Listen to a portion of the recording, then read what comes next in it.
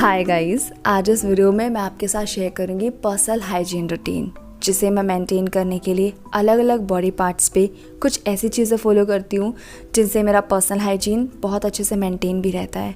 आप इस टॉपिक पे बहुत सारे वीडियोस आप वॉच कर चुके होंगे, पर वो कहते हैं ना कि दूसरों को टिप्स देना तो आसान होता है, लेकिन जब हम खुद फॉलो करते हैं तब हमें बहुत चैलेंज आता है। तो मैं आपके साथ रियलिस्टिक रूटीन शेयर करूंगी। स्टार्ट कर रही हूँ ओरल हाइजीन से। तो पर्सनली अगर मैं अपनी बात करूँ, मेरे दांत बहुत टेढ़े मेढ़े हैं और इनको साफ करने में उतने ही चैलेंज आता है। तो मैं कुछ इस तरीके के टूथ ब्रश यूज़ करती हूँ जिनके ब्रिसल्स सॉफ्ट हों और ये मेरे दांतों को डीप क्लीन करें। अब ओरल हाइजीन एक ऐसी हाइजीन है जिसे हम मेंटेन करने में बहुत अलकस आते हैं, क्योंकि मॉर्निंग टाइम में इतना टाइम होता नहीं है, क्योंकि अब ऑफिस जाना है, कॉलेज जाना है, स्कूल जाना है, उसके लिए हम जल्दी से ब्रश करते हैं और भाग जाते हैं। पर आपको पता है हमारा ब्रश करने का भी एक पैटर्न होता है।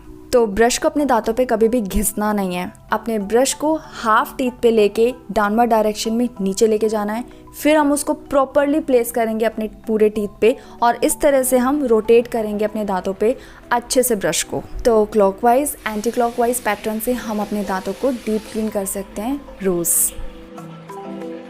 अपनी टंग को क्लीन करने के लिए आप कुछ इस तरीके का टंग क्लीनर ले सकते हो। ये कॉपर टंग क्लीनर है, कुछ 100 रुपीज़ का मिल जाएगा ऑनलाइन। इसकी क्वालिटी भी अच्छी रहती है और ये लॉन्ग टाइम पे चलता है। तो अपनी टंग को इसलिए हमें क्लीन करना चाहिए क्योंकि इसमें होते हैं टेस्ट बर्ड्स जो कि फूड्स को एब्जॉर्ब करते हैं।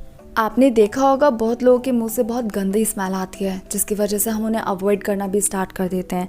अब ऐसा आपके साथ ना हो तो इसके लिए आप एक टंग क्लीनर लो, इससे अपनी टंग को डीप क्लीन करो। इससे आपको बैड ब्रीथ का प्रॉब्लम भी नहीं होगा।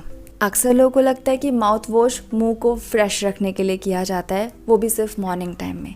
ऐसा नहीं है। हम दिन में कितनी बार खाना खाते हैं और हर बार हमारा जो खाना है वो हमारे दांतों में फंसता है।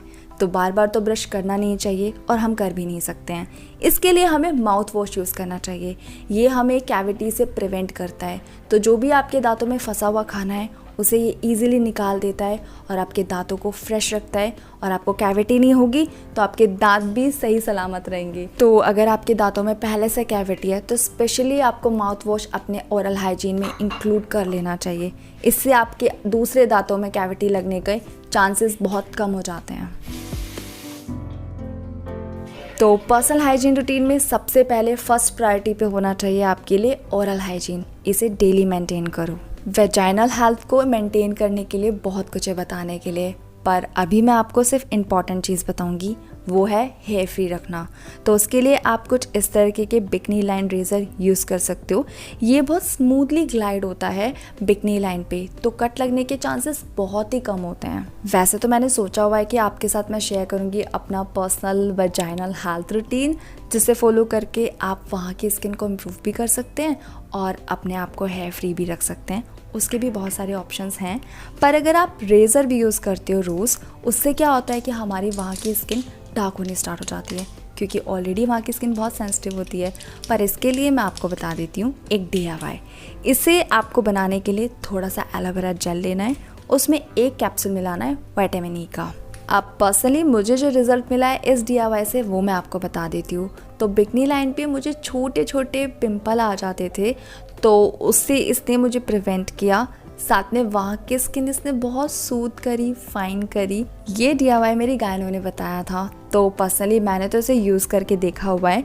तो जब भी आप शेविंग करो बिकनी लाइन पे, तो आप पोस्ट शेविंग रूटीन में यूज़ करो ये DIY। तो बहुत पतली सी फाइन लेयर लगा के अच्छे से मसाज करने हैं वहाँ पे और उसे अपने स्किन पे छोड़ देना है लगा हुआ। और शेविंग के बाद तो स्किन वैसे भी बहुत सुपर सेंसिटिव हो जाता है, तो स्किन को ये हील करने में भी हेल्प करता है।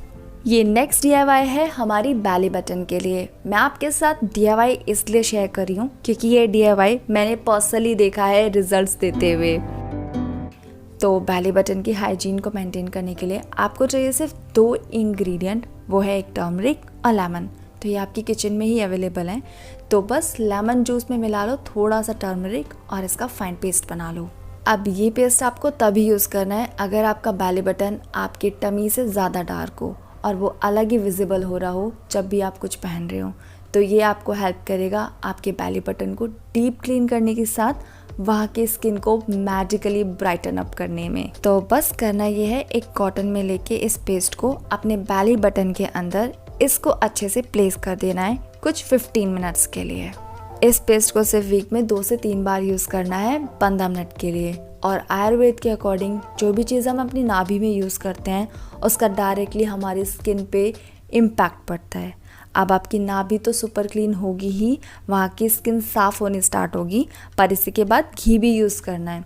घी इसलिए यूज़ करना है, ये नेचुरल मॉइस्चराइज़र का काम करेगा और आप अपनी नाभि में घी लगाओगे रेगुलर तो आपको डायरेक्टली इसके रिजल्ट्स आपकी स्किन पे मिलेंगे। वैसे तो आप नेचुरल इंग्रेडिएंट जितना आप अपनी अदर बॉडी पार्ट पे यूज़ करते हो उससे 10 टाइम्स ज़्यादा इफेक्टिव होता है नवल पे यूज़ करने में। तो आप देखना, आप अपनी बेली बटन पे जब यूज़ करोगे ना घी, तो कुछ ही दिनों में आप अपनी स्किन में अलग ही चेंज देखोगे।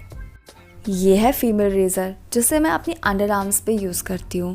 तो अंडर आर्म्स हेयर फ्री होना चाहिए। पर्सनल हाइजीन में अंडर आर्म्स का इंपॉर्टेंट रोल इसलिए है क्योंकि अगर आपके हेयर फ्री अंडर आर्म्स नहीं होंगे तो स्वेटिंग और डोर का प्रॉब्लम होगा। इसके बाद मैं यूज़ करती हूँ मामा अर्थ का vitamin C under arm scrub. ये जेंटल एक्सफोलिएटर है, तो अंडर आर्म्स को ये ब्राइटन अप करेगा क्योंकि इसमें लेमन है, रिड्यूस करेगा पिगमेंटेशन। टर्मरिक है जो कि एक्ट करेगा मेलानिन को कंट्रोल करने में।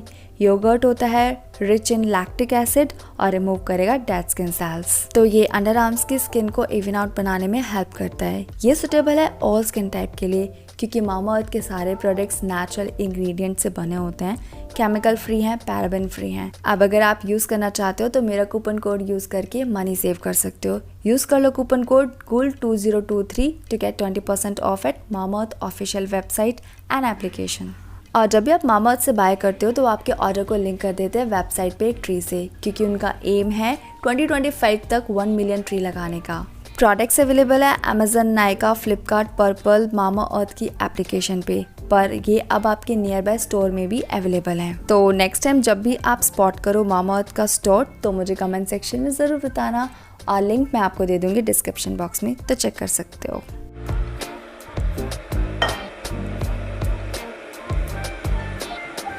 पर्सनल हाइजीन में हमारे हाथों का बहुत इंपॉर्टेंट रोल है। जैसे कि हम अपने नेल्स से बहुत तरीके की चीज़ें करते हैं, इधर उधर खुजाना, खाना खाना और पॉटी साफ करना।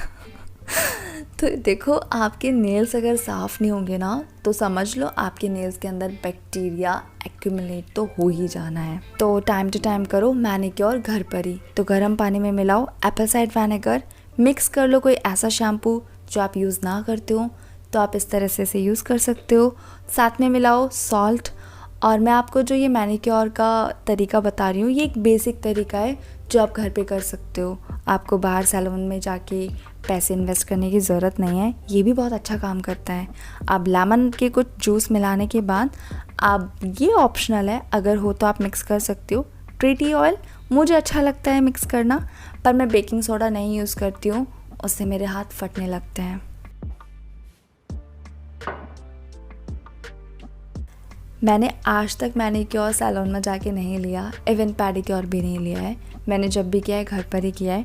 पर अभी मैं आपको प्रॉपरली मैनिक्योर स्टेप्स नहीं बता रही हूँ, लेकिन मेरा पर्पस है आपको ये बताने का कि मैनिक्योर करते टाइम आप अपने नेल्स को ज़्यादा क्लीन करो। जैसे कि ये ब्रश ले लो, ये कुछ 100 रुपीज़ का आएगा, ऑनलाइन मिल जाते हैं, और इनसे आप अपने नेल्स को साफ़ करो।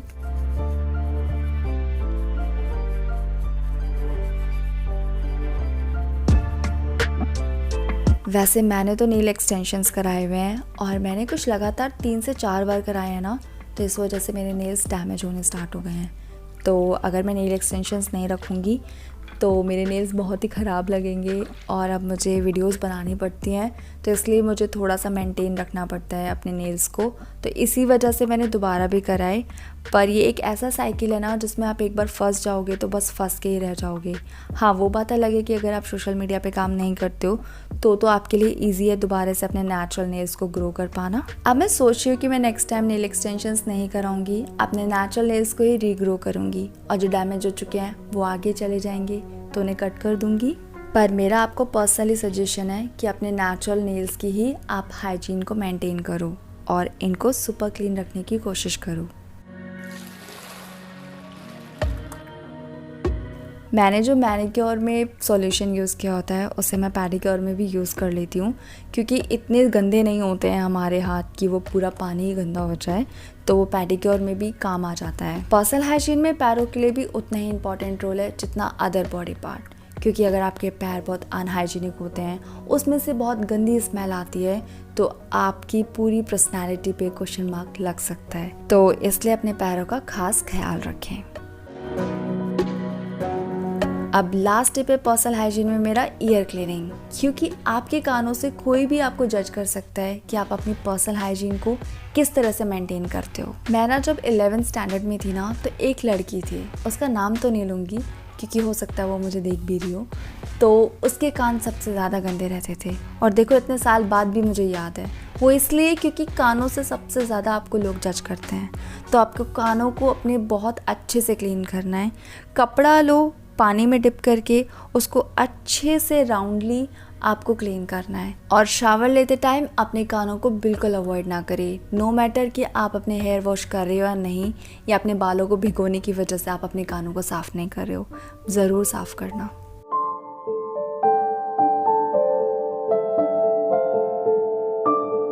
हम सब ने कभी ना कभी अपने कानों में ऑयल ज़रूर डाला है, पर आपको ज़्यादा ऑयल अपने कानों में नहीं डालना चाहिए।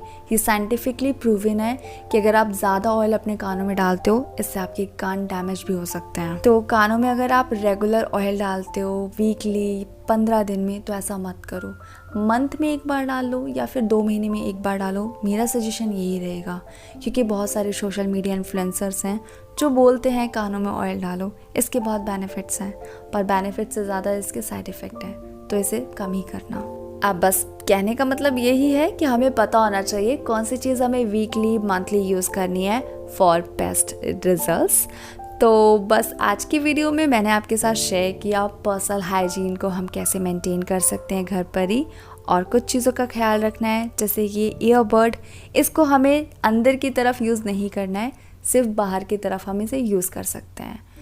तो आई होप आज का वीडियो आपके लिए यूज़फुल रहा होगा और आपने एंजॉय भी किया होगा। एंजॉय किया तो कमेंट सेक्शन में ज़रूर बताना, और अगर वीडियो पसंद आई है तो लाइक भी कर देना, और चैनल पे नए हो तो सब्सक्राइब करके ही जाना, बहुत बड़ी मेहरबानी होगी। अब मैं आपसे मिलूंगी नेक्स्ट वन में। Bye guys, I love you.